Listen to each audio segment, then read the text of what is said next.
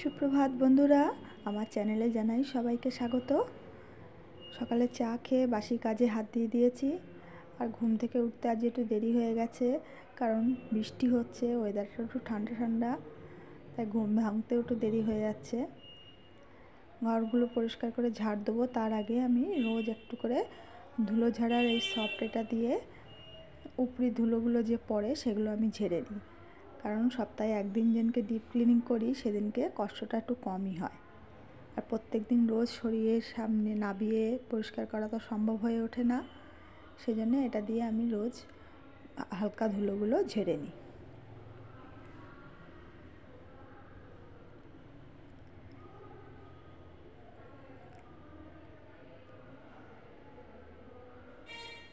এবার ঘরগুলো পরিষ্কার করে সব ঝাড় দেওয়া হয়ে গেল। আর দেখছো কি পরিমাণ ধুলো বেরোচ্ছে। রোজ এরকম যদি ধুলো বাইর থেকে বেরোয় তাহলে কতটা ধুলো হাওয়া বাতাসের সাথে ঘরের মধ্যে ঢোকে।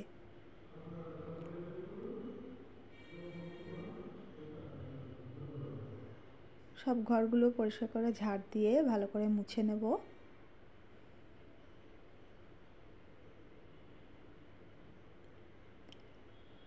আর আমার এই ভিডিওটা যদি ভালো লাগে প্লিজ একটা লাইক করে দিও আর শেয়ার করো, আর কমেন্টে কিন্তু অবশ্যই জানিও যে ভিডিওগুলো কেমন লাগছে।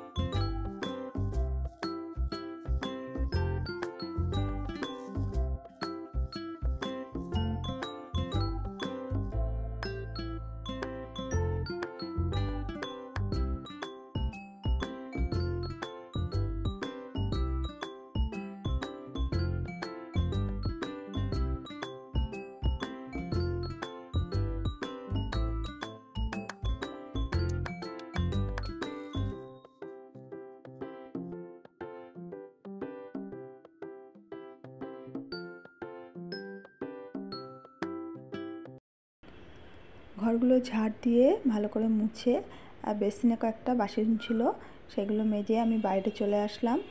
এবার কয়েকটা কাপড় রয়েছে সেগুলো ভিজিয়ে দিয়ে ঠাকুরের ফুল তুলব, উঠোনটা একটু সামনেটা পরিষ্কার করব। উঠোন তো না, ওই চাতালটা, বারান্দা দিয়ে চাতাল দিয়ে ওটা একটু জল ঢেলে আমি ধুয়ে দিই প্রত্যেক দিন।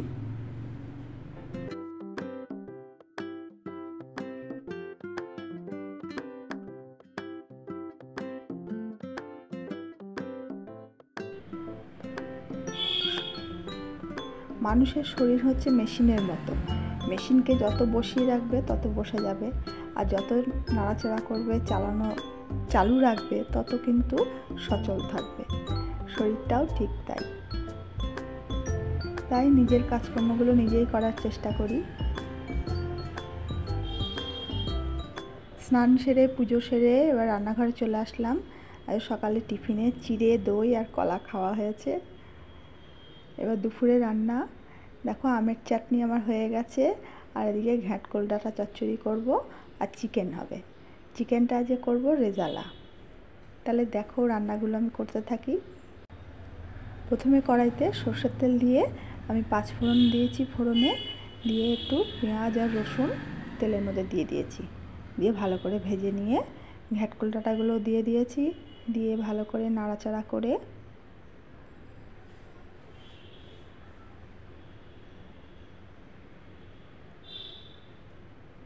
এবার এতে পরিমাণ মতো হলুদ, লবণ আর একটু সর্ষে লঙ্কা বাটা দিয়েছি, দিয়ে আর একটু ভালো করে নেড়ে চেড়ে আর এতে একটু লেবুর রস দিয়ে দিয়েছি। যেহেতু ঘ্যাঁটকোল কচু এখন বর্ষা শুরু হয়েছে, গাল লাগতেই পারে, তাই আমি একটু লেবুর রস দিয়ে দিই। এসব রান্নায়। দিয়ে একটু নেড়ে চেড়ে অল্প পরিমাণ জল দিয়ে চাপা দিয়ে দেবো।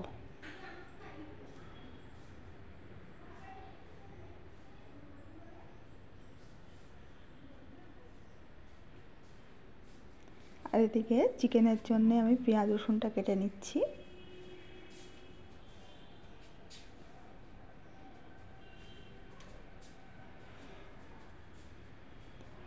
ঢাকাটা খুলে আমি ঘাটকলটা ভালো করে নাড়াচাড়া করে নামিয়ে নেব।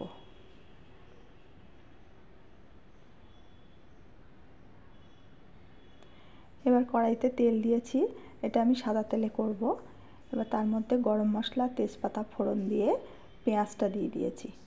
পেঁয়াজটা দিয়ে ভালো করে ভেজে নিয়ে এবার এতে বেটে রাখা রসুনটা দিয়ে দিলাম। পেঁয়াজ রসুন একসাথে ভালো করে একটু নাড়াচাড়া করে এবার চিকেনটা দিয়ে দেবো।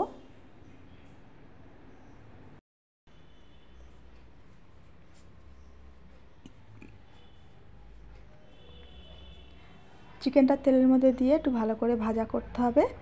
করে এবার এর মধ্যে দই দেবো। দইটা আমি ভালো করে ফেটিয়ে নেব অল্প পরিমাণ জল দিয়ে।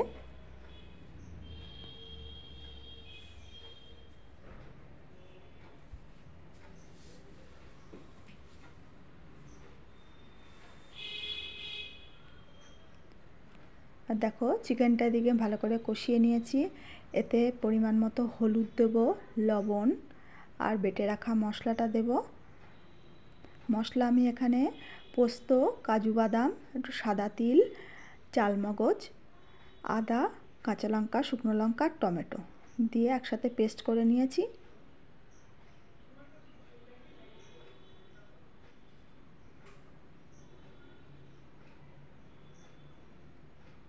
দিয়ে এবার চিকেনটা ভালো করে কষিয়ে নেব।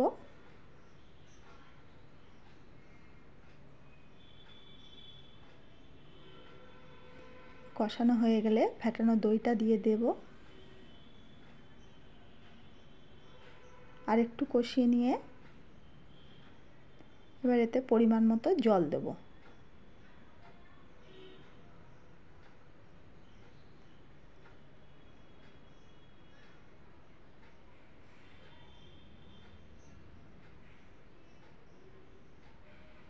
জল দিয়ে এটা সিমটা একটু কমিয়ে দিয়ে আমি ভালো করে ফুটতে দেবো।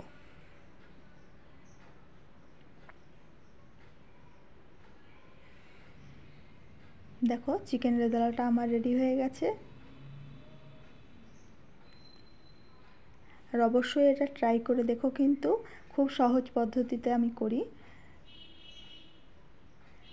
এবার রান্নাঘরটা ক্লিন করে নেব। বেসিনে যে বাসনপত্র ছিল সব মেজে রান্নাঘর ক্লিন করে এবার আমি একটু ফ্রেশ হতে যাব।